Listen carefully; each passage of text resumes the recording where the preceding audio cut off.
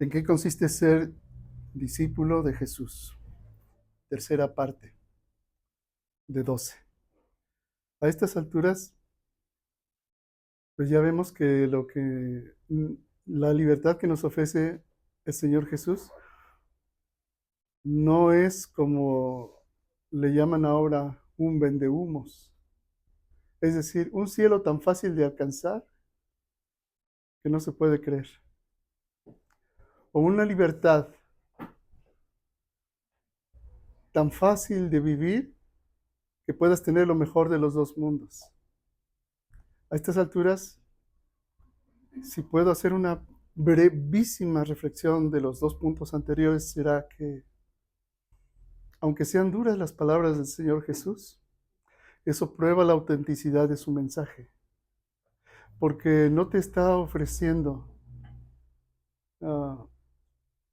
un evangelio dulcificado, diluido, que puede vivir cualquiera sin que requiera hacer ningún ejercicio de voluntad libre. Hoy que abundan los gurúes y los maestros de la nueva era y los canalizadores que antes eran llamados mediums, ahora se les llaman channeling o el mindfulness o la meditación nueva era, en que te ponen en contacto tan fácil con los ángeles, con Dios o con tu ascenso cristológico, te das cuenta que todo eso agrada a lo que la Biblia le llama la carne.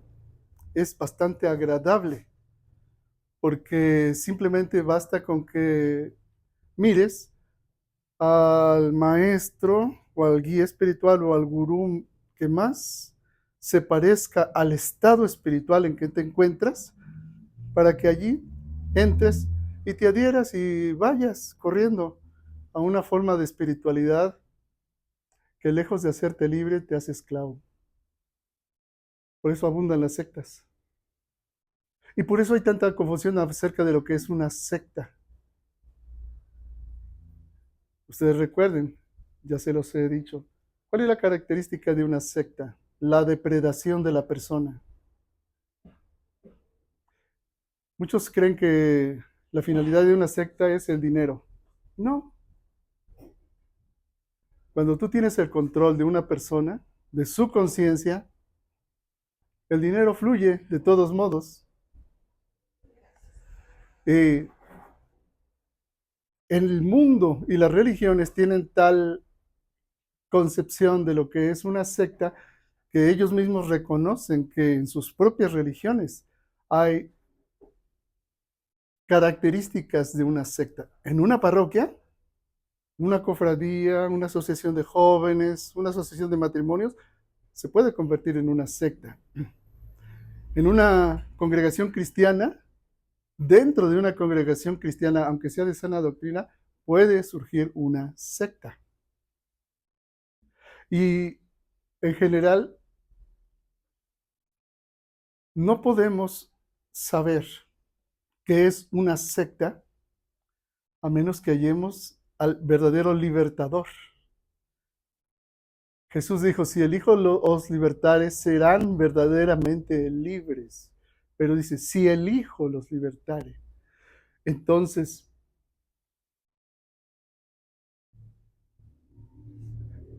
hermanos, después de estas dos reflexiones anteriores, ustedes piensen si no somos acaso, no digo la palabra privilegiados porque no es la correcta, no es la más correcta, sino muy bendecidos al ir comprendiendo en estos 12 puntos que vamos desarrollando lo que significa la libertad en Cristo, lo que significa ser un verdadero discípulo de Jesús. El día de hoy vamos a ver la tercera característica del mismo. Dice, vayan a Mateo capítulo 6, verso 33. Para que meditemos fundamentados en la palabra de Dios, que es su revelación, ¿En qué consiste ser un discípulo de Jesús? Dice así el texto. Y antes de empezar en él, quiero decirles, está escrito en modo imperativo. Así que el Señor Jesús que está hablando en este texto no está haciéndonos una sugerencia, no está haciéndonos una consideración, está emitiendo una orden. Y si el Señor Jesús es Dios y solo Él nos puede revelar la verdad, entonces su orden tiene que ser verdad y tiene que ser acatada. Dice el texto, mas busquen primeramente el reino de Dios y su justicia, y todas estas cosas les serán añadidas. ¿Qué significa? Si yo te hiciera una pregunta, eh, contéstela tú, para ti. No es para que me respondan así al aire. ¿Qué es lo que mueve tu vida? ¿Cuál es la mayor pasión de tu vida? ¿Cuál es el motor real de tu vida? Pero no lo pienses instantáneamente, ¿qué me responderías? Bueno, eso que respondiste en tu mente pueden ser muchas cosas. Algunos dirán, mi visión, mi negocio. Otro dirá, mis hijos. Otro dirá, mi pareja. Otro dirá, mis sueños desde la infancia, porque para mí la felicidad es el fútbol. Cada quien puede dar una respuesta subjetiva. Pero fíjate, si tu respuesta no fue buscar primeramente el reino de Dios y su justicia, tienes que volver a replantear tus prioridades, porque seguramente te van a llevar a torcer tu camino como hijo de Dios. Por eso les dije, el Señor está dando una orden, está en modo imperativo y está diciendo, mas busquen primeramente el reino de Dios y su justicia y todas estas cosas les serán añadidas. Así que lo dijo en razón de qué. Lo dijo en razón del verso 25 en adelante. Dice, por tanto les digo, no se afanen por su vida. Mi visión, mi misión es esta. No te afanes. Luego dice, ¿qué han de comer o qué han de beber? Ni por su cuerpo, ¿qué han de vestir? ¿No es la vida más que el alimento y el cuerpo más que el vestido? Miren las aves del cielo que no siembran ni ciegan, ni recogen en graneros, y su Padre Celestial las alimenta. ¿No valen ustedes mucho más que ellas? Claro que el que no es verdadero discípulo dice, sí, pero también dice, ayúdate que yo te ayudaré. Así dice la Biblia, ¿verdad? No, no dice la Biblia. No lo dice así. Bueno, a Dios rogando y con el mazo dando. Así dice la Biblia, ¿verdad? No, tampoco dice así la Biblia. No lo dice así. La Biblia dice, busquen primero el reino de Dios y su justicia y todas estas cosas les serán añadidas. Luego en el verso 27 dice, ¿y quién de ustedes podrá, por mucho que se afane, añadir a su estatura un codo? Pero hermanos, hoy actualmente es más que esto. La moda de la cirugía plástica está a todo lo que da. Y no quieren añadir un codo, quieren añadir una nariz griega y un perfil griego. Y aclararse la piel. Y ponerse a hacer operaciones para agrandar la estatura. Y se gastan fortunas en ello y se enriquecen los médicos cirujanos que hacen esto. Y el maquillaje, bueno, no digo que esté mal, no, pero me refiero al punto de lo que dice aquí el Señor. ¿Y quién de ustedes podrá, por mucho que se afane, añadir a su estatura un codo? ¿O con maquillaje belleza? Pues, ¿no? Y por el vestido, ¿por qué se afanan? Consideren los lirios del campo, cómo crecen, no trabajan ni hilan. Pero yo les digo que ni aun Salomón, con toda su gloria, se vistió así como uno de ellos. Y si la hierba del campo que hoy es y mañana se echa en el horno, Dios la viste así, ¿no hará mucho más por ustedes, hombres de poca fe? No se afanen pues diciendo qué comeremos o qué beberemos o con qué, o qué vestiremos, porque los gentiles, es decir, los que no conocen a Dios, puesto que el Señor Jesús está dirigiendo a hijos de Dios, judíos, porque los gentiles buscan todas estas cosas. Así que un cristiano que piensa como un gentil es un cristiano de poca fe. Dice, porque los gentiles buscan todas estas cosas, pero vuestro Padre Celestial sabe que tienen necesidad de todas estas cosas. Así que el Señor sabe que tenemos necesidad de qué comer, qué beber, qué vestirnos, de la salud, de todo lo que son nuestras necesidades para el cuerpo, para el alma. Sabe que tenemos necesidad, pero nos dice, pero si ustedes se afanan, significa que tienen poca fe. Cuando te hice la pregunta, ¿cuál es tu pasión en esta vida? ¿Cuál es tu motor y tu motivo? Y lo que hayas contestado, si contestaste que lo primero para ti es el reino de Dios y su justicia, vas correcta el camino, pero si no, estás errando, estás equivocando. Si reconoces que Jesús es verdaderamente Dios, te estás equivocando, porque su orden es tajante.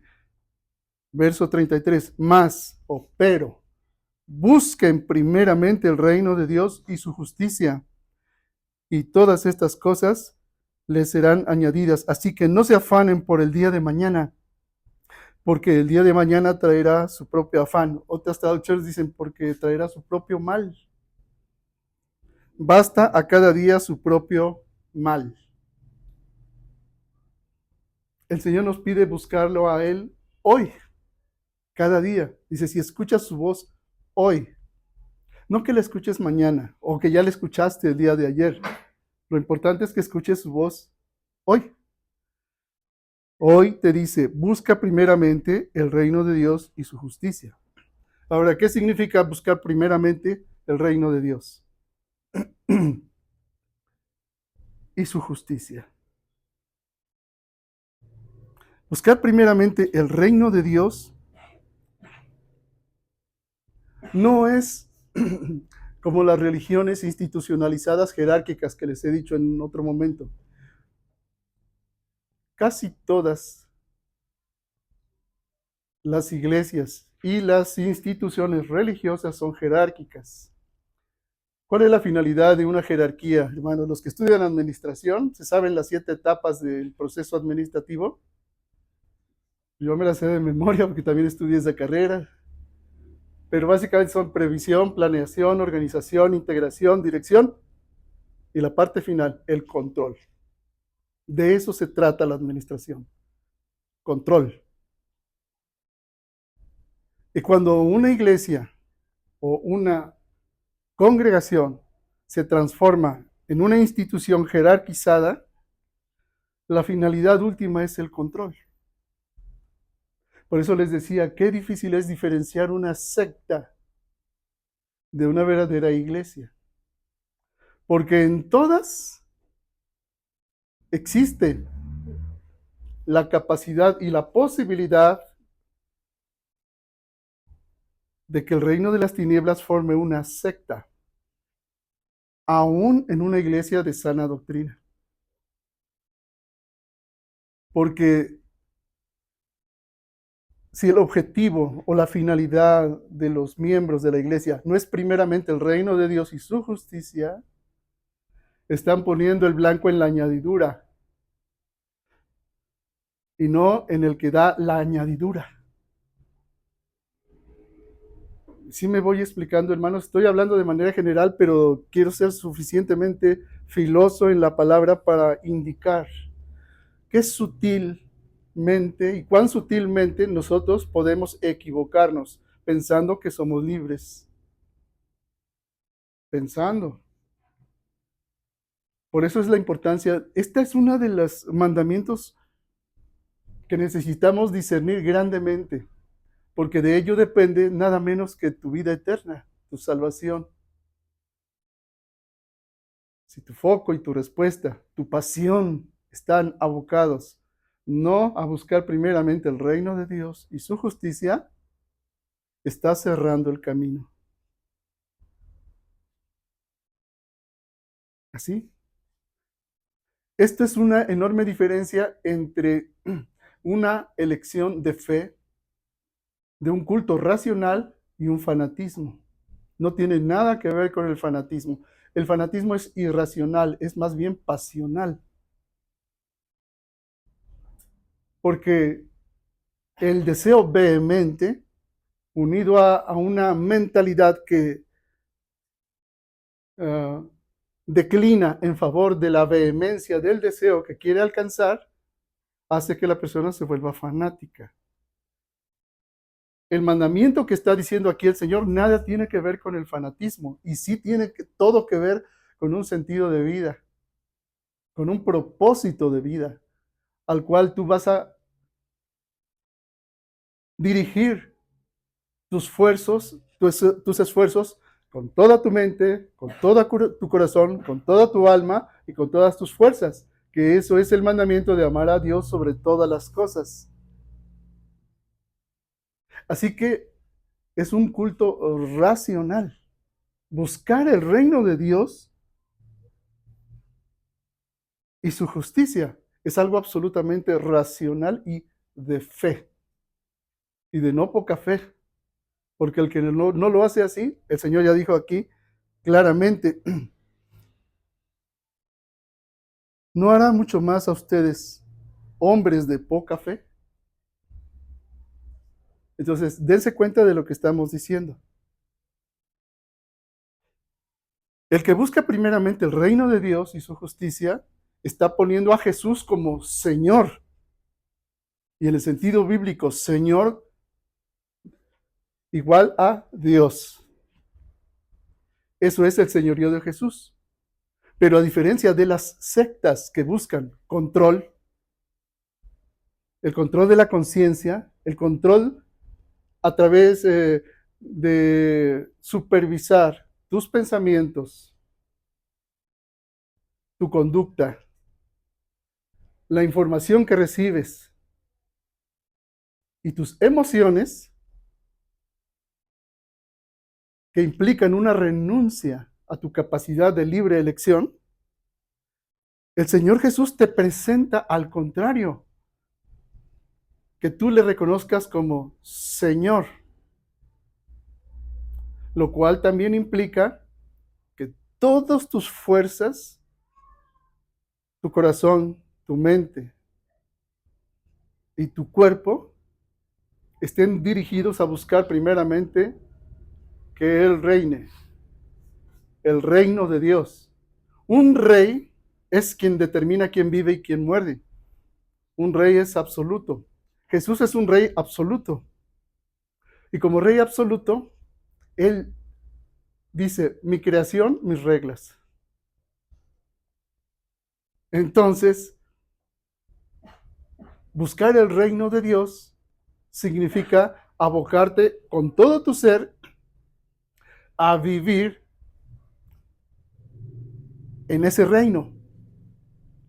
Pero Él no te lo va a imponer. A diferencia de las sectas o a diferencia de las religiones institucionalizadas jerárquicas. En ellas tú cumples externamente un código de conducta,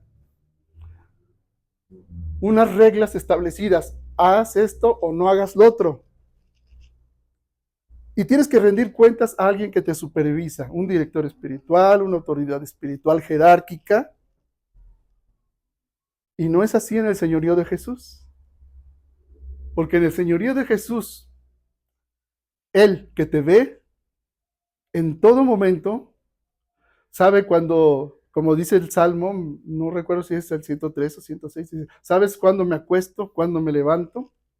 Tú conoces mi caminar y mi dormir. Aún no llega a mi boca la palabra y ya la conoces entera. Me abrazas por detrás y por delante. Tu ciencia es tan alta para mí, tan grande que no puedo abarcarla. Si subo a los cielos, ahí estás tú. Si bajo al fondo de la tierra, ahí estás tú. Si hiciera mi habitación en el fondo del mar, ahí estás tú. Si le pidiera alas a la aurora para irme al otro lado de la tierra, ahí estás tú. Bueno, Dios que es omnipresente, omnisciente y omnipotente, nos demuestra que su señorío solo lo ejerce en alguien que se le rinde libremente. Ese es el señorío de Jesús. A diferencia de la religión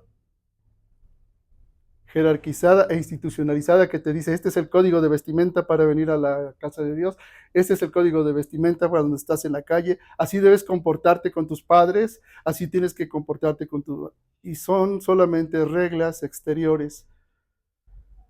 Pero en el señorío de Jesús, tú te haces consciente de quién vive en ti. Y Él no te obliga a que te vistas con decoro, no te obliga a que pienses correctamente, no te obliga a que hagas lo que tienes que hacer, sino que estando presente completamente en ti, espera una elección libre. Ese es el señorío de Jesús. Y eso es buscar primero el reino de Dios. Un Dios que busca reinar, pero no imponiéndotelo. Tú decides que Él reine. Si alcanzo a explicarme la enorme y abismal diferencia, hermanos, entre lo que es ser religioso o tener una religión y vivir el señorío de Jesús, que es completamente diferente. Es completamente diferente. Y es absolutamente imposible hacerlo si no tienes su justicia. Porque esa es la otra. Siendo Él omnipresente, omnipotente, uh, omnisapiente, sabe que buscar su justicia y permanecer en ella es imposible. Por eso vino Jesús. Y Él nos imputó la justicia de Jesús en nosotros, al hacernos parte de su cuerpo. La iglesia es parte de su cuerpo. Entonces, cuando buscas la justicia de Dios, significa que estás en el cuerpo de Cristo, que has sido santificado en Él y que vives en la justicia de Dios, pero no en tus fuerzas, porque sabes que no puedes. Es imposible. Ninguno puede cumplir. Y ese es el testimonio de la Escritura. Nadie fue capaz de cumplir la ley de Dios. Absolutamente nadie.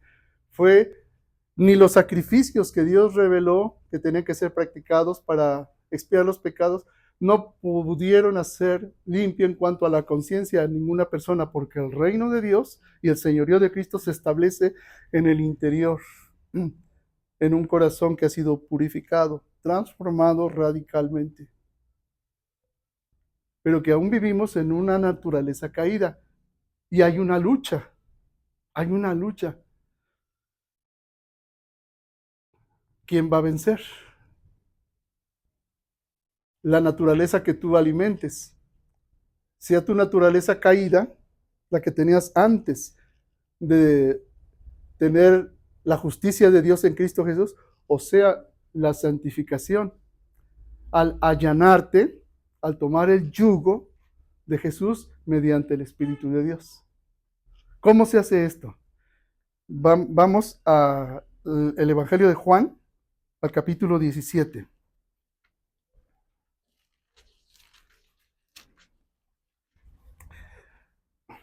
Versos 14 al 17.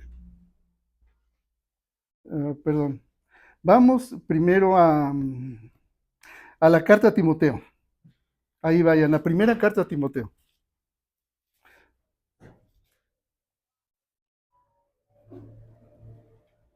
Primera de Timoteo.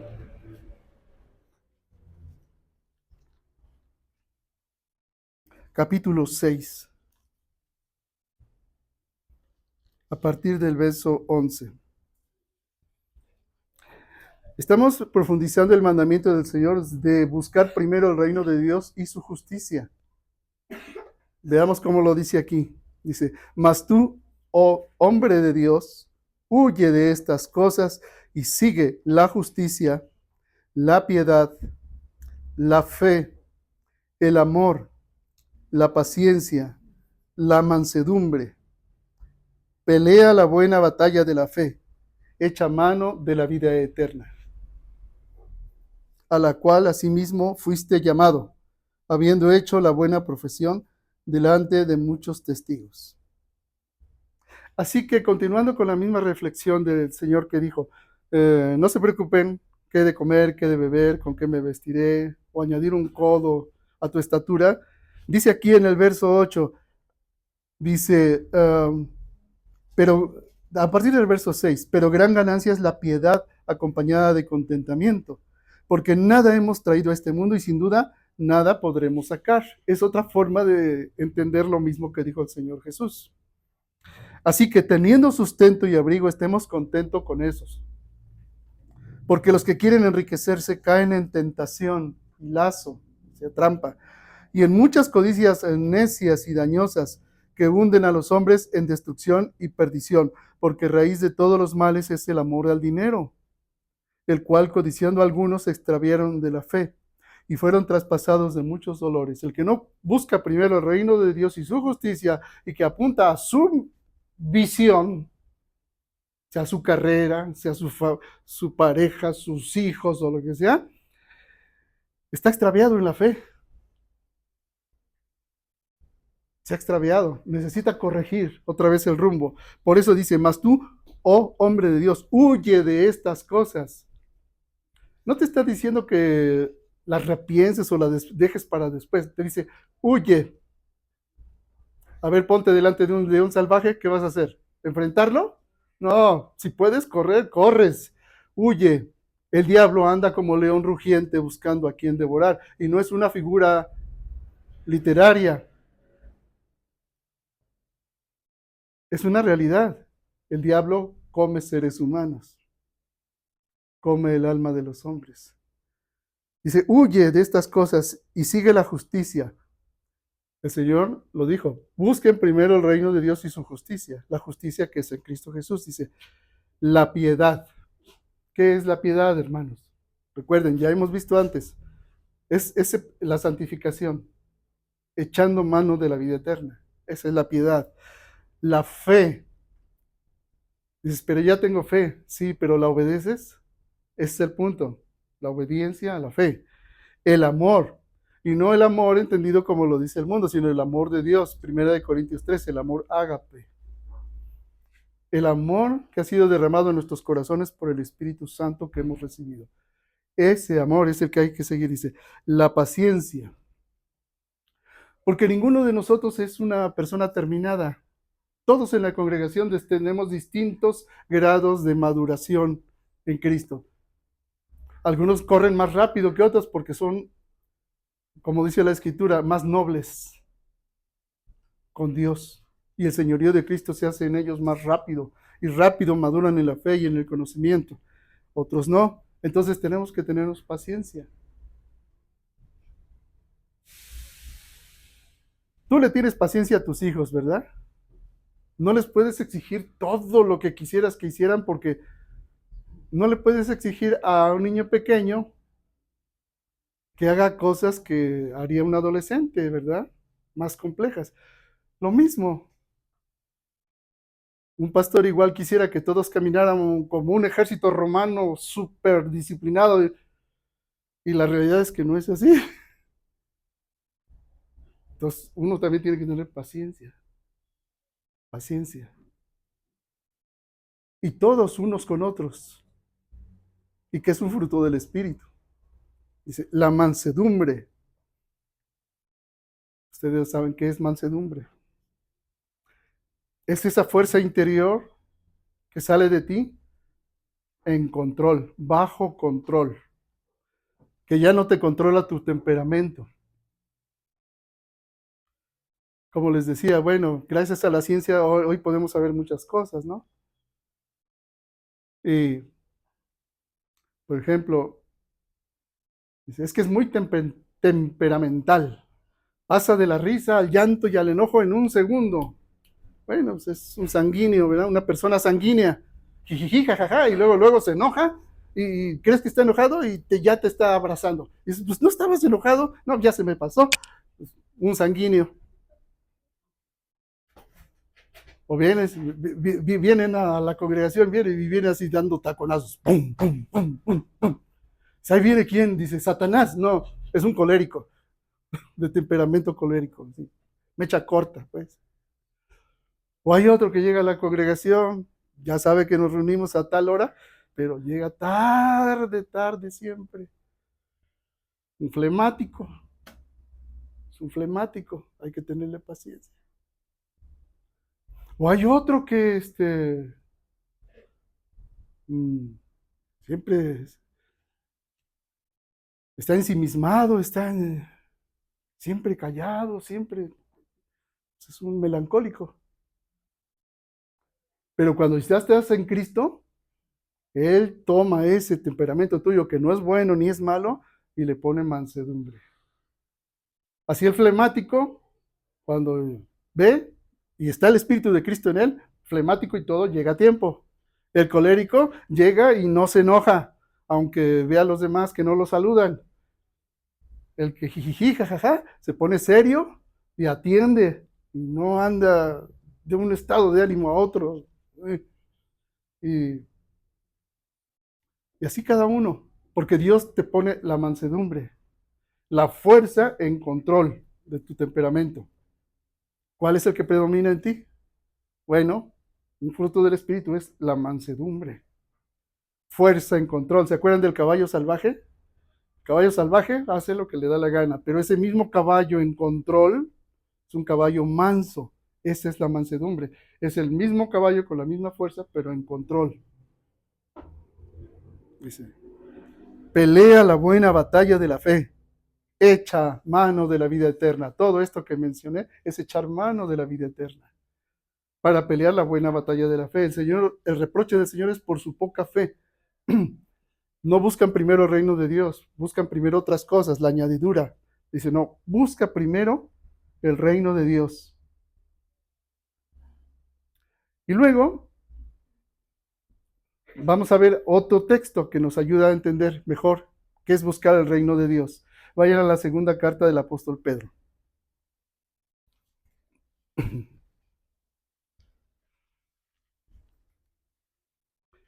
Vayan al capítulo 2, versos del 9 al 10. El pelear la batalla de la fe requiere ser esforzado. Y mire lo que dice, esto es parte de buscar primeramente el reino de Dios y su justicia.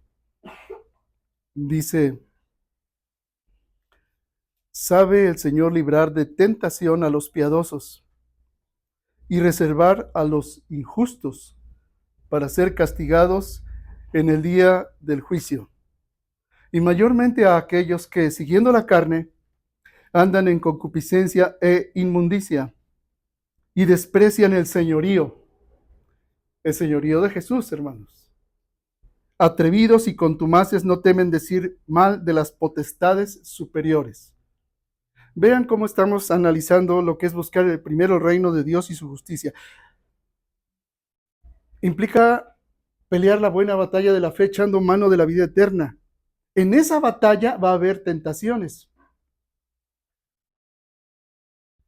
¿Cuál es tu mayor debilidad? Ahí está la tentación. En algunos es el desaliento, en otros es la predominancia de su temperamento sobre el dominio propio, en otros será, bueno, qué sé yo, cada quien sabe, ¿verdad? ¿Cuál es su principal debilidad? Y allí va a estar la batalla por la fe, pero dice claramente aquí que sabe el Señor librar de tentación a los piadosos. ¿Cuál es la solución a la tentación? La piedad. echar mano de la vida eterna. Cuando muchas veces a una persona se le tiene un problema y dice, ¿qué hago? Ora. Sí, ya sé que tengo que orar, ya sé que hay que orar, pero ¿qué hago? Ora. Ora. No puedes hacer otra cosa que orar. Orar. Eso es ser piadoso, porque has conocido que orar no se trata de rezar. Orar es hacerlo en espíritu y en verdad. Entonces, cuando dices, es que este problema no se me acaba y necesito algún consejo práctico para que se solucione, ora. Tienes que orar. Porque dice que sabe el Señor librar de tentación a los piadosos. Entonces yo oro, pero Dios no me oye. El punto es, ¿cómo estás orando? ¿Estás orando en espíritu y en verdad? ¿O estás rezando? ¿O estás decretando que no eres nadie para decretar? ¿O estás queriendo hacerle manita de puerco a Dios para que haga lo que tú le estás diciendo en la oración? Nada de eso es orar. Nada de eso. Nada de eso. El Señor libra de tentación a los piadosos, pero a aquellos que están viviendo el señorío de Jesús. Están permitiéndole a Dios ser Señor. ¿Qué están permitiendo hacer? Hacerse ellos mismos a un lado. Eso es negarse a sí mismo, en otras palabras. Negarte a ti mismo es, Señor, me hago a un lado, hágase tu voluntad y no la mía. Eso es ser piadoso. ¿Sí? Pero es justa mi indignación y mi deseo de vindicación y mi deseo de justicia o de venganza. Señor, hágase tu voluntad y no la mía. A ti te dejo la justicia. Sí me voy explicando, hermanos. Dice, sabe librar de tentación a los piadosos y reservar a los inicuos, a los injustos, para ser castigados en el día del juicio. ¿Quiénes son los injustos? Aquellos que no conocieron a Dios en este mundo. Esos son los injustos. No tienen la justicia de Dios en Cristo Jesús porque nunca nacieron de nuevo. O apostataron. Bueno, ese es otro grupo, es el grupo de los apóstatas y de los impíos. Pero el grupo de los injustos es de aquellos que no conocieron a Dios y van a recibir retribución cuando termine su vida. Dice, ahora viene, y mayormente a aquellos que siguiendo la carne, ¿qué es seguir la carne? Ahí entran los cristianos carnales, son los cristianos impíos, que conocen cuál es el mandamiento de Dios, pero no lo buscan. Buscan primero la añadidura antes que buscar primero el reino de Dios. Eso es un cristiano carnal. Dice, reservar para ser castigados en el día de juicio a aquellos que, siguiendo la carne, andan en concupiscencia e inmundicia. ¿Qué es concupiscencia? Del griego epitumía, un deseo vehemente, intenso, que se convierte en una pasión, pero es un mal deseo. La concupiscencia casi siempre la reducen al aspecto sexual, no, pero hay muchas formas de concupiscencia. El deseo vehemente de hacerte rico, el que es avaro, el que codicia, el que desea los bienes ajenos, el que tiene envidia, ese anda en concupiscencia. El que es mentiroso, compulsivo, el que siempre quiere ser el centro de atención en todo. Los narcisistas, esos son los que andan en la carne, en concupiscencia e inmundicia, es decir, en contaminación. Una cosa inmunda es algo que está contaminado. Lo santo está contaminado con lo profano. Eres templo del Espíritu Santo en tu cuerpo, pero tratas a tu cuerpo no como templo del Espíritu Santo y se llenan de tatuajes. pero creo en Cristo y mis tatuajes son de Cristo, todos son de Cristo. Pues no, no. O eres cristiano, pero mm, haces todo lo que le da gusto a tu cuerpo sabiendo que te va a hacer daño, desvelándote, pues no se diga embriagándose o tomando alguna droga. No, no. Eso es inmundicia, contaminación.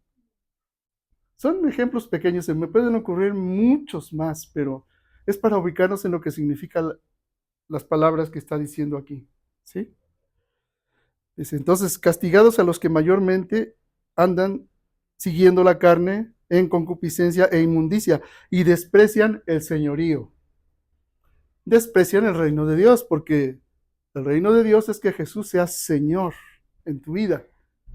Pero ese Señor que te ve en todo momento, cuando duermes, cuando caminas, cuando estás en intimidad con tu pareja, cuando estés solo, no te va a imponer su señorío. Y aquí habla que aquellos que desprecian el señorío están reservados para el día del juicio. No hay nada peor que un cristiano que desprecia el señorío. Es peor que los injustos. El injusto, pues, al menos es frío. Pero el que es inmundo y el que es carnal es tibio. Y si un cristiano, vuelvo a repetir, no busca primero el reino de Dios y su justicia, es que tiene poca fe, anda en la carne y es inmundo.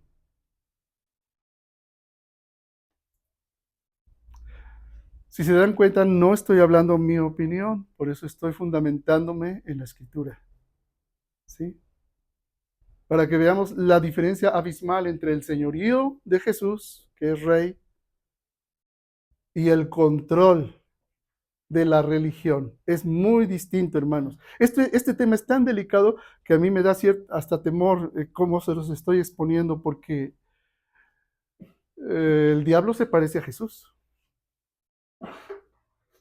Tan se parece que muchos confunden al diablo con Jesús. Alguno que no conociera a Jesús verdaderamente diría que estoy hablando cosas satánicas. Fíjense bien. Porque la finalidad última de la religión es controlar tu conciencia. Y alguien que no esté entendiendo correctamente lo que estoy diciendo diría, ¿control? No, para nada. ¿Sí me explico lo delicado del punto, hermanos? Hay una diferencia abismal, pero se parecen mucho. Tú puedes poner en un espejo tu imagen, pero tu imagen no eres tú.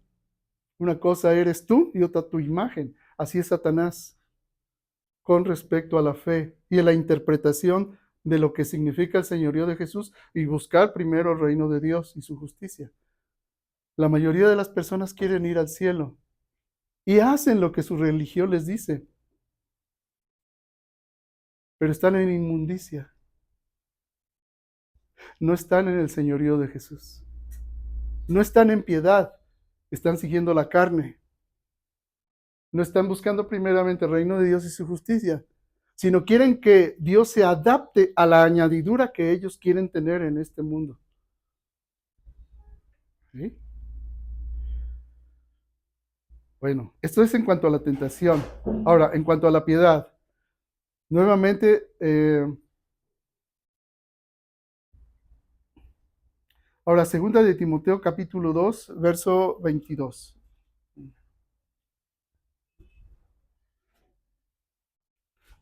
Segunda de Timoteo capítulo 2, verso 22.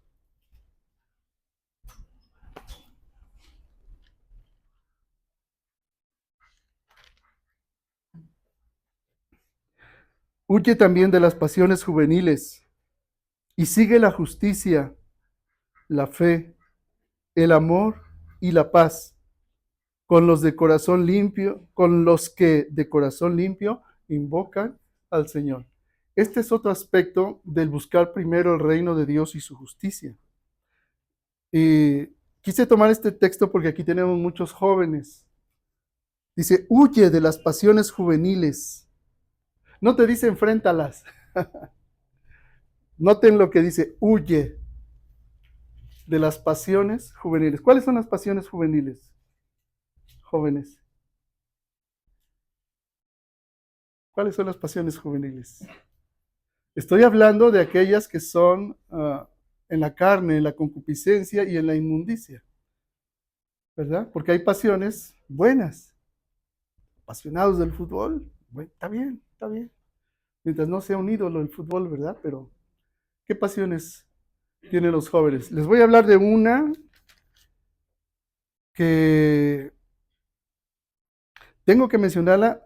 Hay muchas más, muchas, pero esta porque está destruyendo completamente al núcleo mismo de la sociedad que es la familia. La pornografía. Esa pasión juvenil está destruyendo no a los jóvenes, a los niños ya. Porque el primer contacto que tienen una persona con una sexualidad desbordada, objetivizada, desligada completamente del amor y de la persona, es la pornografía. Y el primer contacto que tienen ahora, y es un hecho ya conocido que se tiene, es desde los 8 años. Los niños ya tuvieron su primer contacto con la pornografía, porque ahora con el internet todo está ahí. Hay páginas incluso diseñadas para niños que los llevan directamente a la pornografía. Entonces, y por más control que busques, es como cuando tu niño empieza a crecer y va a la calle. Algún día tendrás que dejarlo ir solo en la calle. No vas a poder tenerlo todo el tiempo en tu casa, ni acompañarlo todos los días a la escuela. En algún momento se tendrá que ir solo a la calle. Así es lo mismo con el internet. No vas a poder estarle controlando todo el tiempo a tus hijos que ven o que dejan de ver. Mientras son pequeños está bien, pero no vas a poderlo hacer. Y no basta con decirles, ya sabes que la pornografía es mala, eso ya lo saben. Lo que importa es que ellos no lo hagan, pero porque conozcan por qué no lo deben hacer, que sepan cuál es la consecuencia de tener una pasión así. Y entonces para que ellos libremente sepan evitar la inmundicia y algo que los va a esclavizar hasta destruirlos completamente. Por eso les voy a dar algunos datos. Por ejemplo, ¿cómo es el proceso de adquirir esta pasión? Y se puede extender a más cosas. Por ejemplo, el ser humano, dicho de manera científica, es el único ser que tiene una corteza prefrontal, aquí, en el cerebro. Esa corteza prefrontal es el mecanismo racional por el que nosotros tomamos decisiones para obtener recompensas a largo plazo y no a corto plazo. Nos hace ser racionales para elegir lo mejor a largo plazo y no a corto plazo. Bueno, cuando una persona comienza a ver pornografía y a despertar su sexualidad, o más bien su genitalidad, a despertar su genitalidad, empieza por un proceso de sensibilización. Se despierta el deseo sexual.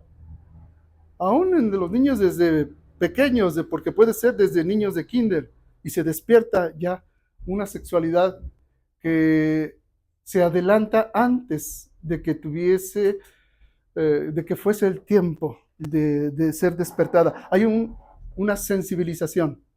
En el instante mismo que hay una sensibilización, empieza una escalera descendente de desensibilización. Me explico.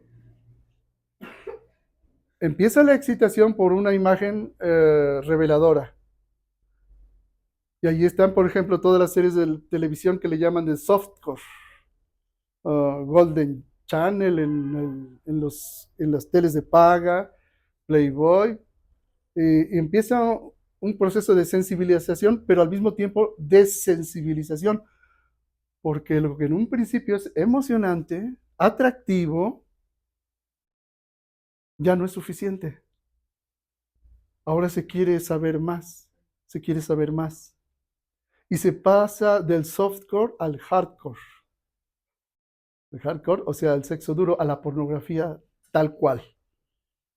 Y dentro de la pornografía hay muchos niveles, muchos niveles, muchas variaciones, y se sigue en el proceso de sensibilización buscando cada vez sensaciones más intensas, más fuertes, y pasa algo en el cerebro. Esto ya está más que estudiado. Se llama hipofrontalidad. ¿Qué significa hipofrontalidad?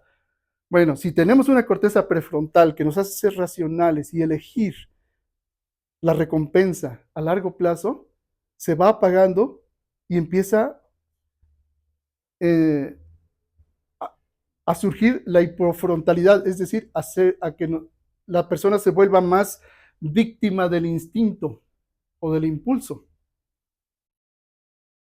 de tal manera que ya empieza a nublarse el cerebro y empieza a predominar el deseo sexual por sobre la razón, a un punto que se llega a volver una adicción tal que no pueden estar todo el día pensando en sexo. Todo el día. Porque además da una compensación de placer, pasa a la masturbación. No estoy diciendo que sea malo, estoy tratando de ubicarme, hermanos, ubicar, ¿sí? Pasa de la masturbación a prácticas sexuales cada vez más sofisticadas, pero pasa a dominar el impulso sexual o el instinto sexual y la razón ya no alcanza, de tal manera que las personas empiezan a tener conductas sexuales indecorosas en la calle y empieza a ver el exhibicionismo. O empieza a ver cosas como el voyerismo y espiar a las personas en la conducta sexual. O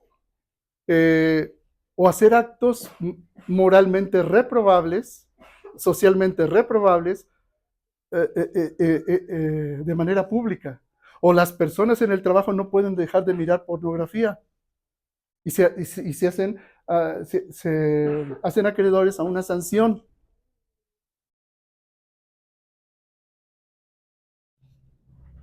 Y allí están en la computadora y no pueden dejar, o van manejando en el coche y al mismo tiempo van viendo pornografía, porque es cuando no están con su esposa ni con nadie que los vea, y ahí están y van manejando y allí están. Y entonces la corteza prefrontal se apaga cada vez más. Y la hipofrontalidad los vuelve víctimas del instinto, del impulso o del deseo, al punto de que ya no hay explicación que valga, ni razón que valga para que una persona deje de ser adicta a una sexualidad, a una genitalidad así, con recompensas a corto plazo. No se pueden aguantar y acaban siendo esclavos.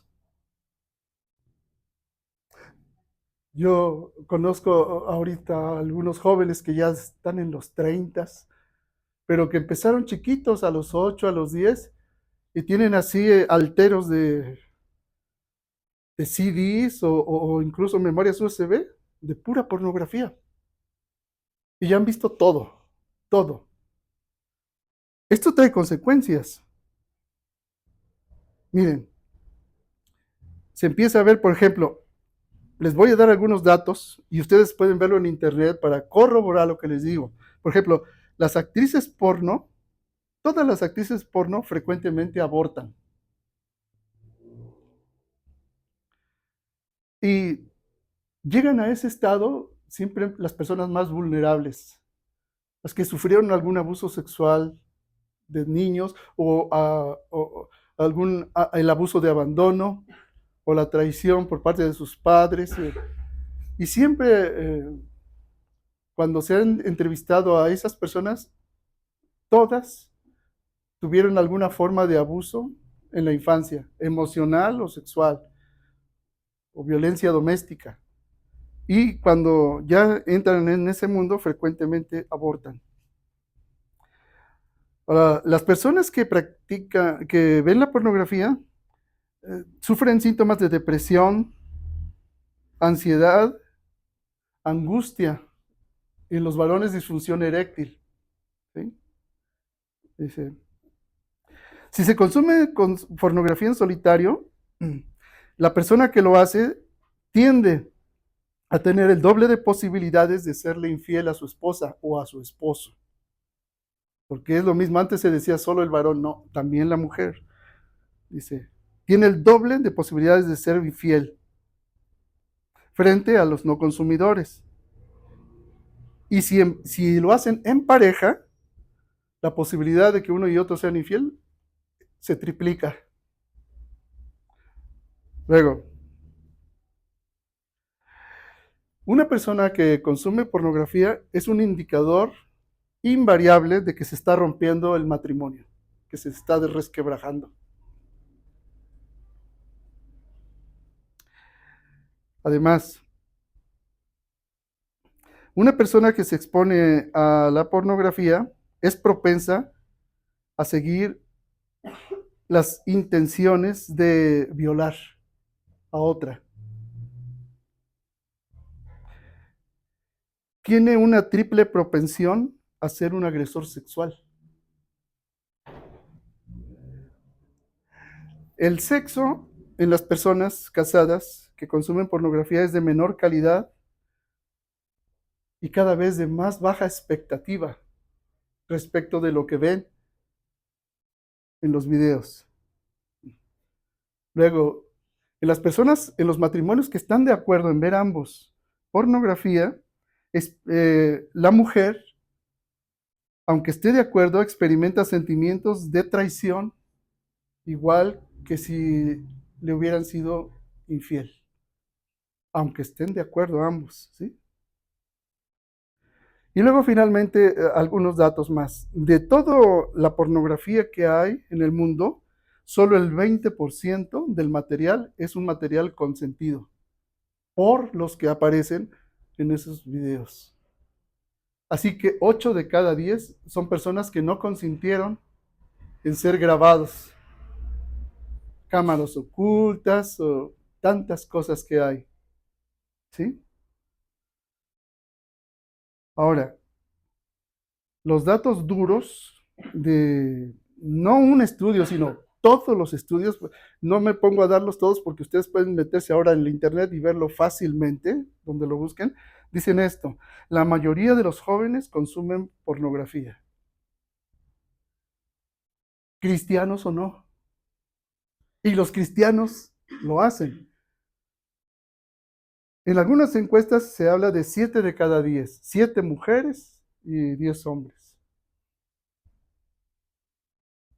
7 cada 10 son mujeres y 10 son hombres. Y no son adictos a la pornografía, simplemente consumen de vez en cuando. O sea, vean la cuestión. Otras estadísticas muy serias hablan de que el 70% de todos los jóvenes ven pornografía, tanto hombres como mujeres, todos. Y en los Estados Unidos, el 91% de toda la juventud masculina y femenina consume pornografía.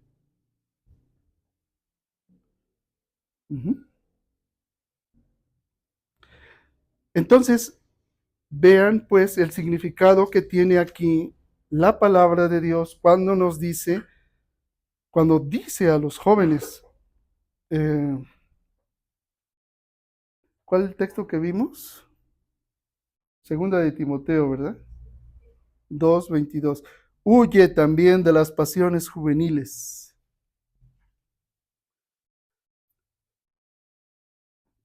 Pero ahora ustedes están sabiendo por qué hay que huir de esas pasiones juveniles. ¿Ya saben que es malo? Ya lo saben. Casi todos los papás han tenido que informar a sus hijos de eso. Pero lo que les estoy diciendo aquí es ¿por qué? Ya sabemos que es malo, pero ¿por qué? Porque te va a llevar inevitablemente a la esclavitud. Ya no vas a poder ver a una persona de una manera como, como un ser humano, mucho menos como un hijo de Dios. Lo vas a llevar a objetivizarlo, a ser un objeto sexual. Y no vas a tener ninguna capacidad de discernimiento para relacionarte con otra pareja. No vas a tenerla. Y aquí los jóvenes navegan en un mar de contradicción siendo cristianos porque confunden la atracción sexual o una compatibilidad física o el enamoramiento con el amor. Y como empiezan a intimar, primero se ligan un poquito físicamente y luego se ligan en el alma, después es deshacer esa ligadura porque es a nivel espiritual y físico, es casi prácticamente imposible que se detengan, aunque después lloren amargamente, después de un año o meses, porque no hubo nadie que les dijera, huye de las pasiones juveniles. ¿Por qué? ¿Pero por qué? ¿Sí? Pero eso que les estoy diciendo de la sexualidad, porque es el Dios que se está controlando este mundo, puesto que, ¿saben ustedes por qué el Internet avanzó así, lo que avanzó en menos de una generación? Por la pornografía.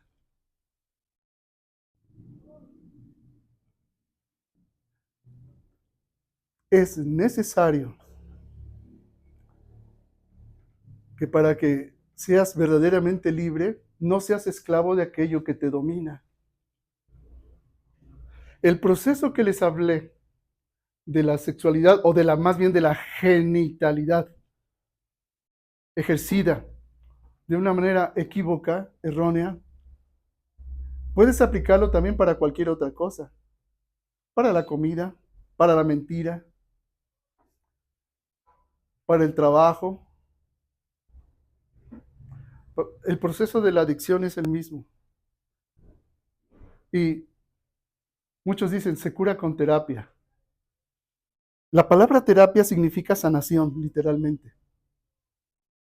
Y muchos piensan que los que son religiosos dicen, los consejos espirituales no me ayudan mucho, solo lo que necesito es la terapia, la ciencia.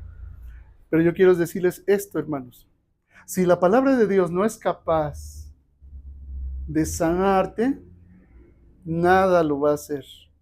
Cierto que muchos dicen que las clínicas para tratar adicciones lo hacen de manera científica, pero las personas viven un proceso pues, que es bueno porque está siendo tratado, pero ahí no están permitiendo que verdaderamente el poder de Dios las liberte. Lo que les digo, se lo digo porque todos venimos de distintos trasfondos, distintas historias, y nos dice la Escritura, para ser libres nos libertó Cristo. Si el Hijo los libertare, serán verdaderamente libres. El punto es, ¿te está libertando Cristo? Porque la única manera que Cristo te liberte de una adicción, la que sea, es que seas piadoso. Pero piadoso en el sentido más puramente espiritual y bíblico, de ser un adorador en espíritu y en verdad. La libertad de una adicción, la libertad de la esclavitud, llámale pecado, solo la puedes hallar en la presencia misma de Dios. Solo Él te puede libertar.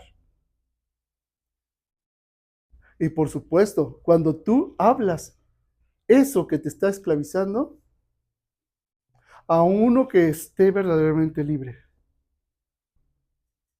que haya pasado por un proceso de libertad, porque nadie puede dar lo que no tiene. Entonces no puedes acudir a alguien que está igual que tú a pedir ser libre, porque los dos van a caer en el mismo hoyo, exactamente en la misma situación. Sí me voy explicando, hermanos.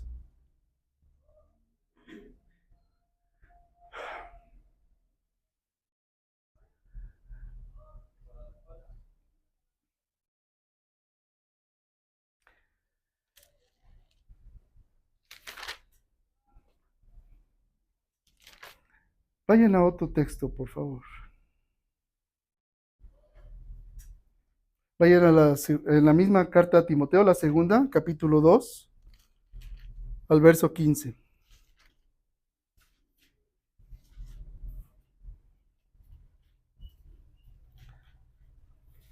Procura con diligencia presentarte a Dios aprobado como obrero que no tiene de qué avergonzarse, que usa bien la palabra de verdad, mas evita profanas y vanas palabrerías porque conducirán más y más a la impiedad.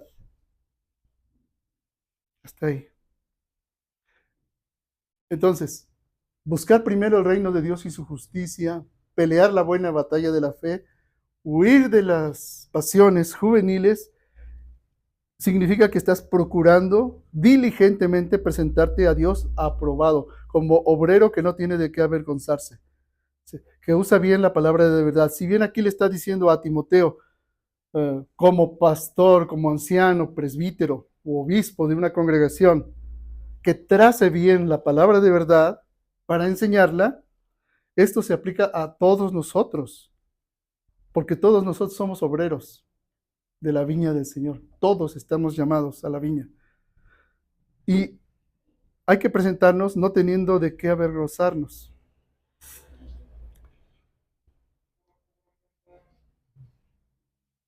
Entonces termino esta reflexión diciéndoles, buscar primero el reino de Dios y su justicia es procurar ser hallado como un obrero aprobado que no tiene de qué avergonzarse delante de Dios. Y si hay algo que te avergüence, entonces sigue la piedad,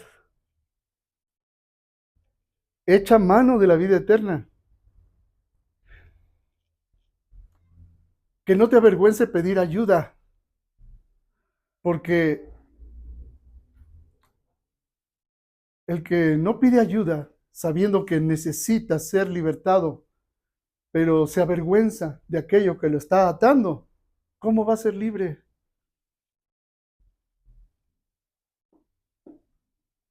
Tienes que hallar a un cristiano maduro, lleno del Espíritu Santo, que obedezca la fe, que te pueda llevar con la palabra de Dios y en la presencia de Dios a tu proceso de libertad, que esa es la santificación. Es lo mismo que la santificación. ¿Sí? Entonces yo te animo a que cualquier cosa, sea en la que sea, que estés esclavizado, atado o adicto, llévalo a la presencia de Dios como un sacrificio ahí. Y ofrécete tú mismo como un sacrificio vivo, tu cuerpo, tu alma, todo, para que la presencia de Dios y el poder de la palabra a través del consejo. Por eso dice, del consejo que usa bien la palabra de verdad, y aquí está hablando de trazar correctamente la palabra, lleves un proceso de libertad. Eso es la santificación. Pues este es el tercer punto de 12 hermanos de lo que significa ser discípulo de Cristo. Vamos a pasar a las preguntas.